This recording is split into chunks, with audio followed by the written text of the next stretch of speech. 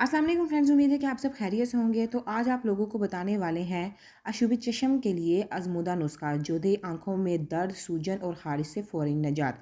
आंखों में जलन, सुर्खी, पानी बहना और खारिश की वजह से हर दूसरा शहरी परेशान है, लेकिन अगर आपको भी ऐसा कोई मसला दरपेश है तो घबराने की कोई ज़रूरत नहीं है। आज आपको बहुत ही आसान सा टिप्स बता रहे हैं।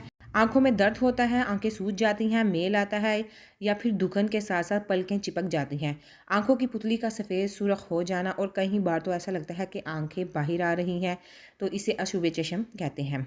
अशुभ चश्म दूसरों से फैलने वाली वबा है। धूल मिट्टी, तेज़ धूप, रगड़ की वजह से भी अशुभ चश्म हो सकता है। कॉस्मेटिक्स की वजह से भी अशुभ चश्म का शिकार हो सकते हैं। तो इसके लिए आप लोगों ने एक प्याली पानी लेना है और उसमें एक चुटकी नमक डालकर छोड़ देना है। कॉटन बाल को इस पानी में भिगोकर बार बार आंखों पर रखें। इस तरह बार बार करने से आंखों में जलन, चुभन, मेल आना कम हो जाता है। अशुभ चश्म में बच्चों को बहुत ज़्यादा तकलीफ़ होती है, लेकिन हल्दी का इस्तेमाल ज़्यादा मुफीद होता है। आपने मसाले वाली नहीं बल्कि साबुत हल्दी लेनी है।